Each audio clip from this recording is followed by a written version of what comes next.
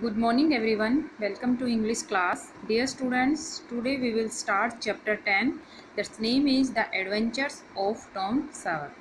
So firstly I will tell about the short summary of this chapter. So listen carefully. Dear students, before starting our class I want to share a positive thought. So today thought is, if you light a lamp for somebody, it will also brighten your path.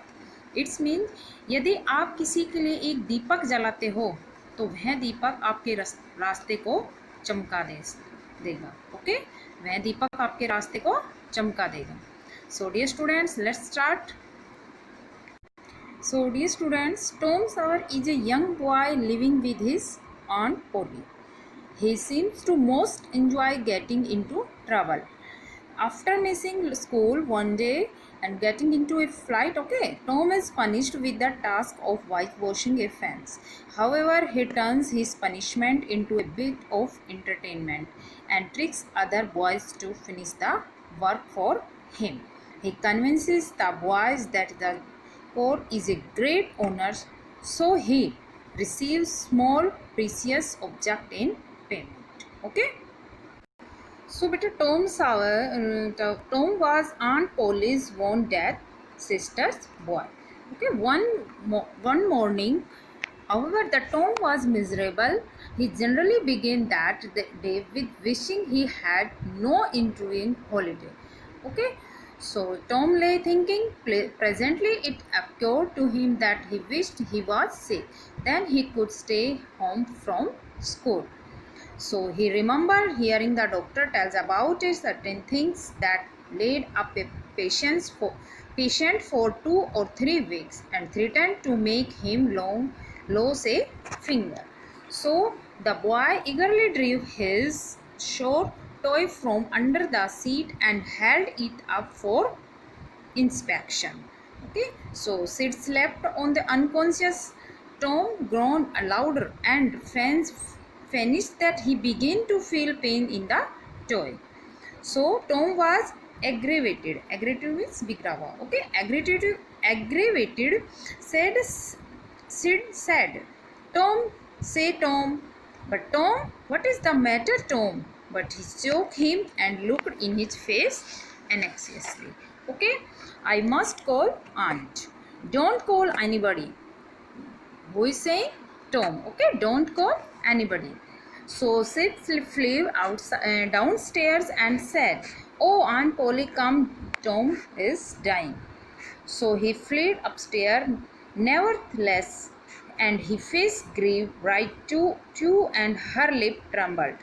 "Tom, what is the matter with you?" Who is saying? Tom answered, "What is the matter with you?" "Oh, aunt, my sore toys were mortified." That old lady sank down into the chair and laughed a little. "Aunt Polly, it seemed mortified and it hurt, so I never minded my tooth at all." "So your tooth indeed? What's the matter with your tooth?" "One of them loose, and it ached perfectly awful." Who is saying? Tom. Okay, so open your mouth. Well, your tooth is loose. Who is saying in this point line? Tom.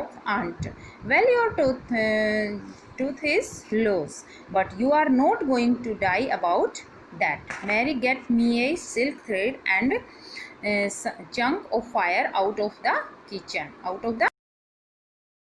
Tom's aunt is saying that Mary, get me a silk thread and chunk of a fire out of the kitchen. So please don't, aunt. Tom says that please don't, aunt. I don't want to stay home from school. "Oh, all this row because what you thought you didn't get to stay home from school and go fishing." So the old lady made one end of silk thread fast to Tom's tooth with a loop and tied the other to the bedpost. So then they seized the chunk of fire and suddenly thrust it almost into the boy's face. The tooth hung dangling by the bedpost. Okay, the Tom went to scale after breakfast. He hurt his was heavy, and he said with a disdain which he had not felt that it was not anything to spoil life. Tom Sawyer, but not, another boy said sour grapes, and he wandered away a dismantled hero.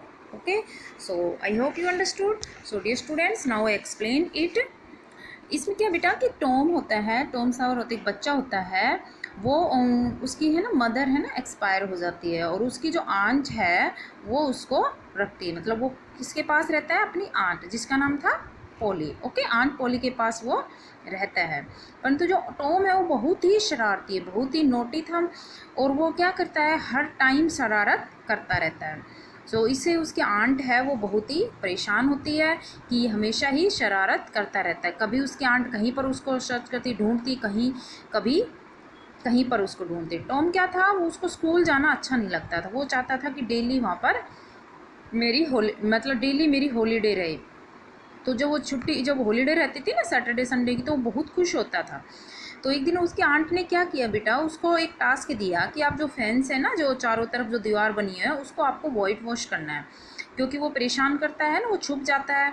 और उसने क्या किया था बेटा, सारा jam है ना वो सारा खा लिया था और अपने पूरे बॉडी पर लगा रहा, मतलब अपने गंदा कर दिया था सब कुछ। तो उसने पनिशमेंट के लिए, उसकी आंट पोली थी, उसने क्या किया कि उसने कहा कि आप है ना पूरी जो फेंस लगी हुई है जो, उस पर आप वाइट वॉश करोगे। ओके, चारों तरफ जो फेंस है उस पर वाइट वॉश करना है। परंतु जो टॉम है ना वो बहुत ही शरारती तो था ही, परंतु वह बहुत ही माइंडेड भी था। उसने क्या किया, अपने दोस्तों से ही अपना काम निकलवा लिया, मतलब उनसे ऐसे बिहेव किया कि जैसे ये काम तो बहुत ही अच्छा है, इसमें तो बहुत मज़े आते हैं वाइट वॉश करने में। और इस तरह उसके दोस्तों ने उसकी हेल्प कर दी। और बदले में बल्कि क्या हुआ बेटा कि उसने जो उसके दोस्त के जो टॉयज़ थे ना, खिलौने थे, वो भी उसने ले लिए कि आप अपने टॉयज़ मुझे वापस दो, तभी मैं आपको वाइट वॉश करने दूंगा। और उसके जो फ्रेंड्स थे वो सब भाग गए, और उन्होंने अपने टॉयज़ भी उसको दे दिए। अब वाइट वॉश हो गई, यह देखकर आंट पोली भी बहुत सरप्राइज हुई कि इसने इतनी जल्दी कैसे वाइट वॉश कर दिया।